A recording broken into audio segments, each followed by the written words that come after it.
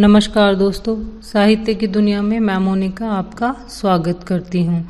आज सुनिए सुभाष नीरव जी की एक और लघु कथा जिसका नाम है एक और कस्बा। कथा सुनाने से पहले एक निवेदन, अगर आपको हमारे चैनल पर पढ़ी गई कहानियाँ पसंद आती हैं तो कृपया कर चैनल को सब्सक्राइब करें, कहानी को लाइक करें, शेयर करें और कमेंट बॉक्स में कमेंट लिखकर अपने अमूल्य सुझाव हमें दें। तो चलिए शुरू करते हैं कहानी। देह तोड़ मेहनत के बाद रात की नींद से सुबह जब रहमत मियाँ की आंख खुली तो उनका मन पूरे मूड में था।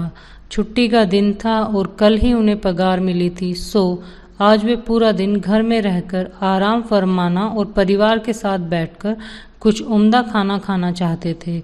उन्होंने बेगम को अपनी इस ख्वाहिश से रूबरू करवाया। तय हुआ कि घर में आज गोश्त पकाया जाए। रहमत मियाँ का मूड अभी बिस्तर छोड़ने का न था, लिहाजा गोश्त लाने के लिए अपने बेटे सुखन को बाजार भेजना मुनासिब समझा और खुद चादर ओढ़कर फिर लेट गए।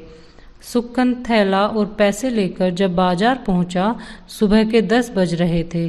कस्बे की गलियों बाजारों में चहल पहल थी। गोश्त लेकर जब सुखन लौट रहा था, उसकी नज़र ऊपर आकाश में तैरती एक कटी पतंग पर पड़ी। पीछे पीछे लग्गी और बांस लिए लौंडों की भीड़ शोर मचाती भागती आ रही थी।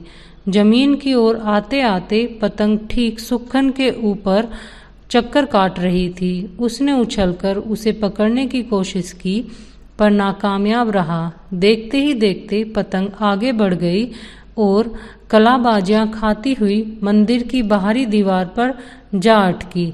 सुखन दीवार के बहुत नज़दीक था। उसने हाथ में पकड़ा थैला वहीं सीढ़ियों पर पटका और फुर्ती से दीवार पर चढ़ गया। पतंग की डोर हाथ में आते ही जाने कहाँ से उसमें गजब की फुर्ती आई कि वह लोंडों की भीड़ को चीरता हुआ सा बहुत दूर निकल गया। चेहरे पर विजय भाव लिए हुए था। काफ़ी देर बाद जब उसे अपने थैले का ख्याल आया तो वह मंदिर की दीवार की ओर भागा। वहां पर कोहराम मचा था, लोगों की भीड़ लगी थी।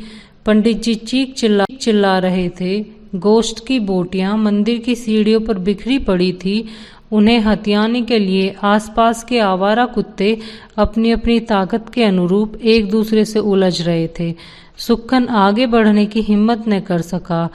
घर लौटने पर गोश्त का यह हश्र हुआ जानकर यकीनन उसे मार पड़ती, लेकिन वहां खड़े रहने का खौफ भी उसे भीतर तक थर्रा गया। कहीं किसी ने उसे गोश्त का थैला मंदिर की सीढ़ियों पर पटकते देख न लिया हो। सुखन ने घर में पनाह लेना बेहतर समझा। गलियों बाजारों में से होता हुआ जब वह अपने घर की ओर तेजी से बढ़ रहा था, उसने देखा हर तरफ अफरा तफरी सी मची थी। दुकानों के शटर फटाफट गिरने लगे।